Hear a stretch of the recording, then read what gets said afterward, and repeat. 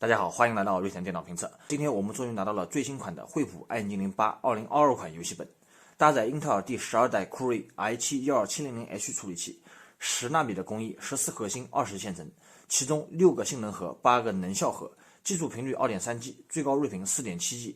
惠普有3个一次性的胶贴，你是不可能无损打开的。机器内部还有一个一次性的标贴。撕这个东西感觉很爽，外观跟上一代没有任何区别，依旧是磨砂的 A 面，然后中间是一个渐变色的 logo。B 面3边窄边框，屏幕比例16:9 16.1寸，下巴约为2指多一点。这是它的屏幕最大开合角度，转轴是隐藏式的，你基本上看不见。这个下巴有人喜欢高的，有人喜欢低的，就看个人了。C 面的顶部是进风口。然后键盘是全尺寸的，小键盘也是有的，开机键融入在键盘里面，运行过程中单次或者多次单击不影响任何操作。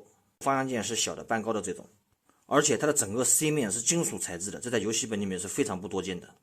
接口方面，机身左侧电源口、网线接口、USB-A 接口、迷你 DP 接口、HDMI 接口和雷电4接口，还有一个耳机耳麦口和一个 SD 读卡器接口。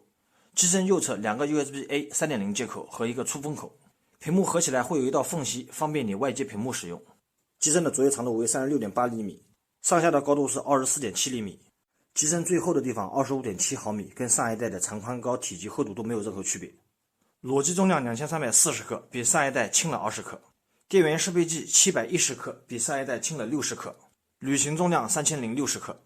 电源适配器230瓦，造型比较圆润不割手，重量也还好，体积也还好，两段式设计，线长约为2.8米。爱眼精灵8开机不需要插电源，直接摁一下就可以开机。有一个办法可以不让你注册微软账户，就是说你在这里开你的手机热点，像这个就是我的热点，连接，然后把密码输入进去，下一步，然后这个时候你就断掉你的热点。现在热点已经断开了，等一下，这样它就跳过了那个微软账户联网的那个过程，一直下一步就可以完成了。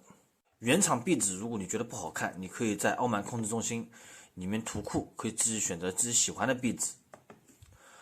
惠普爱眼精灵这个控制软件里面可以看到系统的核心，比如说 CPU 的占用率、GPU 的占用率、内存占用率和存储空间。然后你也可以在你的网络助推器里面有线和无线同时加速。性能有狂暴模式和平衡模式选择，比光眼精灵系列少了一个安静模式。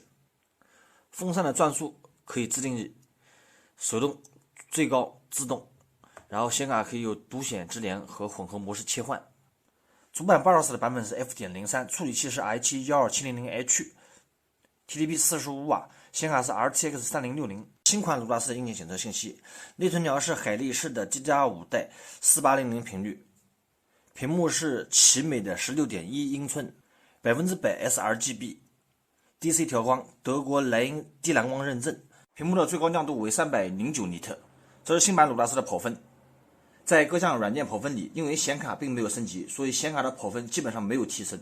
而处理器在 Cinebench R23里，单核性能比上一代 i7-11800H 提升了 20%， 多核性能提升了 25%。但是在 3D Mark CPU Profile 里面，单核性能仅提升了 5%， 多核性能提升了 10%， 所以说相比11代处理器，性能提升也是看软件的，并不是所有的软件都提升巨大。在大型游戏测试中也是如此，12代酷睿的确让部分游戏帧数提高了3到5帧，但是绝大部分游戏的帧数还是没有变化。我总结下来应该有2个原因：第一，游戏本的瓶颈已经不再是处理器了，显卡才是当务之急；第二，现有的游戏与12代处理器还需要更多的磨合，也就是优化。当然，优化还是要看微软和英特尔，需要时间。我们再去看一下网游的表现如何。应用联盟画质设置的是超高，在全水边的 FPS 在580帧左右，对线的 FPS 在300帧左右。CPU 温度是54度，性能核占用率 10%， 能效核占用率 1%， 然后性能核 4.1G。CPU 的功耗是46瓦 ，GPU 52度 1% 的占用率，然后频率1425 23瓦。CSGO 在这边中路大混战的话，约为280帧左右，270、260、250、260。换成这个门的话，大约在330帧左右。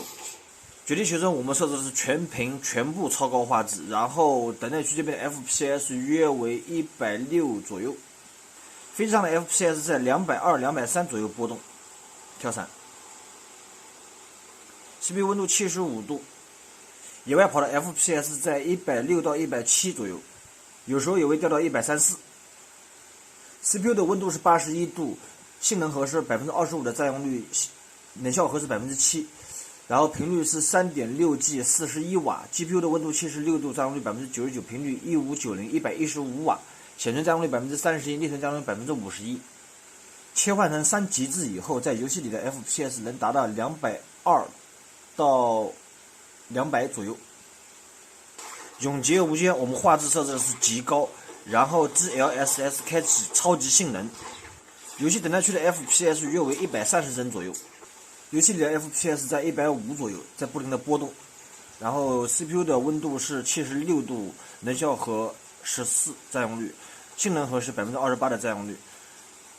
频率是 3.4G 68瓦 ，GPU 70度，频率1935 77瓦。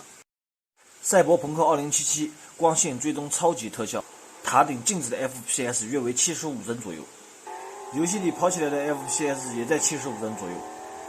现在室内的温度是24.5度，处理器已经保持90瓦的功耗运行了26分钟，频率是 3.76G，CPU 的温度达到了90度。双烤一共进行了41分钟，现在处理器的温度是90度，处理器的功耗是60瓦，频率是 3.18G， 硬盘的温度很正常，36度，显卡的温度在82度、83度左右，功耗是115瓦，偶尔也能跑到118瓦。机身位的噪音是60.6分贝，人声的位的噪音是55.4分贝，屏下的温度是35.6度，键盘的温度37.4度，键盘左侧的温度是29.8度，右侧的温度是31.7度，触控板是24.7度，电源适配器功耗在203瓦左右，然后适配器的温度在51.8度。机身内部的布局与做工与上一代的版本是一模一样，然后电池也是83瓦时，2个 M2 的接口，机身右侧的2个 USB 接口是通过数据线连接在主板上面的。加装的第二个硬盘也很贴心的做了一个散热贴和一个铜片，这就是 DDR5 代的内存条。机身壳子上面做了一个内存的屏蔽层，相机的清晰度我觉得够用了。打开相机以后，顶部会有一个灯在亮，然后两侧是它的麦克风。惠普的音质不用多说，它用的是丹麦 BO 的音响，所以音质在笔记本里面算一线梯队。暗影精灵8是支持 PD 充电的，实测它支持的是66瓦，这边已经提示在充电了，但是提醒你不是原装适配器。12代酷睿比11代性能上的确进步很大，目前来说处理器性能已经足够了，甚至有点过剩，在不升级显卡的情况下，游戏本的整体性能很难有所提升。今年很多厂家推出了140瓦的3060显卡，说实话跟130瓦基本上没有什么区别。不是你想的那么简单，一直给显卡加功率，性能就会有提升。如果真的这么简单，就不需要40系列显卡了。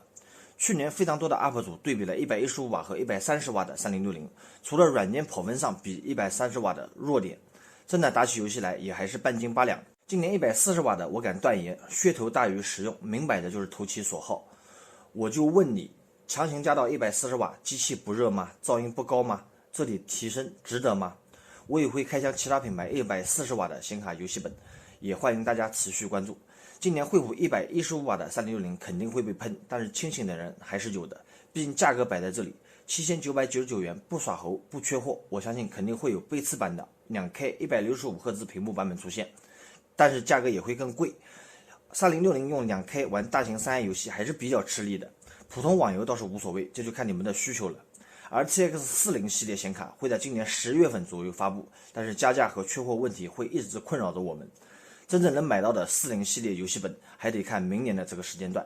下面是回血时间，原价7999元，回血价7699元。不介意被我使用过，有少许的使用痕迹，愿意帮忙回血的小伙伴，某宝搜索瑞腾电脑评测，找到回血链接，拍下即可，没有就是被拍了。感谢大家的点赞、关注、评论、转发、投币，我们下期见。